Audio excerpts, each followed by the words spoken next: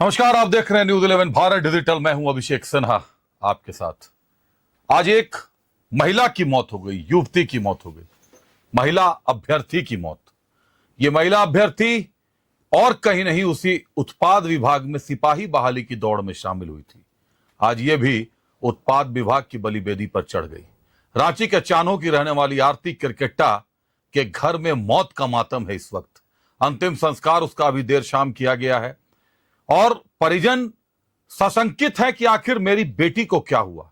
ऐसा क्या हुआ कि मेरी बेटी यहां से तो अच्छी खासी स्वस्थ दौड़ने को निकली थी, सरकार के किसी विभाग में बहाली का मामला था, और जब लौटी तो वो खुद नहीं लौटी, उसका शव वापस घर को लौटा। ये पहली महिला अभ्यर्थी है जो मौत के आगोश में चली गई है। इसके पहले 12 बच्चे जान गंवा चुके हैं। सरकारी आंकड़ों की माने तो अभी तक 13 लोगों की मौत हुई है, लेकिन विपक्ष 16 लोगों के नाम जारी कर चुका है। विपक्ष का आरोप है, बीजेपी का आरोप है कि 16 लोग मौत के आगोश में काल के गाल में समा चुके हैं, और सरकार कह रही है कि 13 लोग मरे हैं अभी तक। कल तक तो 12 का ही आंकड़ा था, आज 13वां आंकड़ा छू गया है।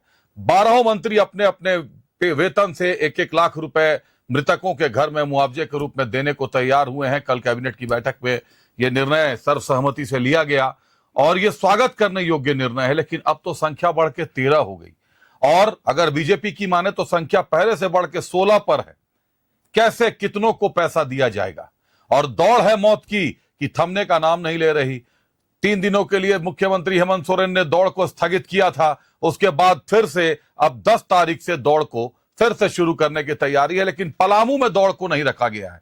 पलामू के नजदीकी सेंटर्स में दौड़ कराने की योजना बना रही है सरकार की, ऐसी योजना है। अभी इस पर कुछ कह पाना उचित नहीं होगा क्योंकि आधिकारिक तौर पर जानकारी नहीं मिली है अभी।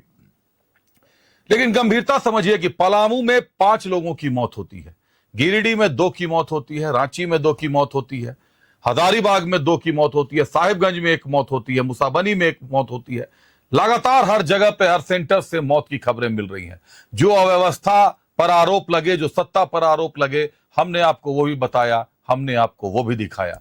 मुख्यमंत्री हेमंत सोरेन ने मैया सम्मान कल्याण योजना के मंच से ये कहा, लोगों को संबोधित किया कि ये जो मौतें हो रही हैं इसके पीछे कहीं ना कहीं कोरोना का टीका है।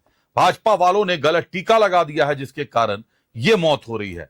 सरकार से अब सवाल पूछे जा रहे हैं कि क्या कोरोना के टीके के कारण लोगों में जो कमजोरियां आ गई हैं, लोगों की जो इम्यूनिटी गिर गई है, उसका एंटीडोट्स झारखंड सरकार ने तैयार कर लिया है?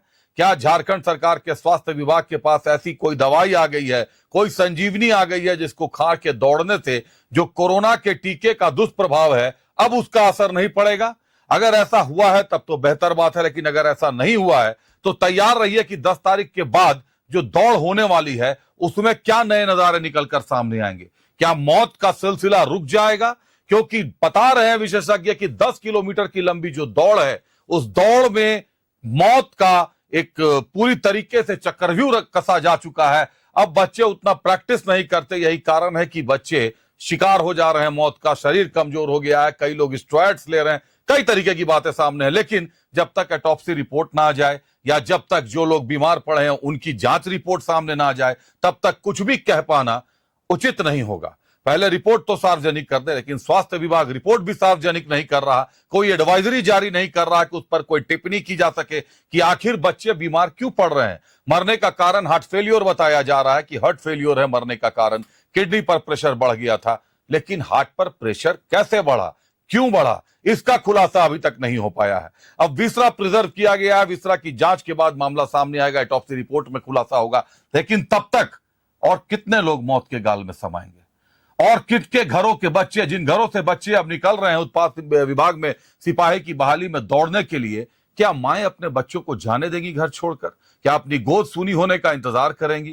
क्या बहनें उन कलाइयों को अपने से दूर होने देंगी, उन कलाइयों को सूनी होने देंगी?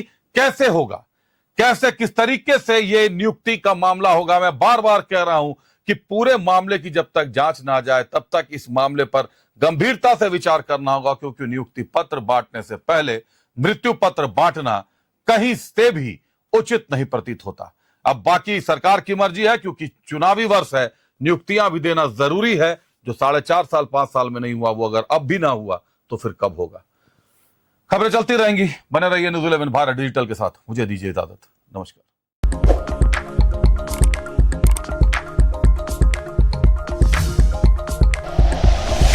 Like and share videos, subscribe करें हमारा चैनल और प्रेस करें बेल आइकॉन। न्यूज़ 11 भारत, सच है तो दिखेगा।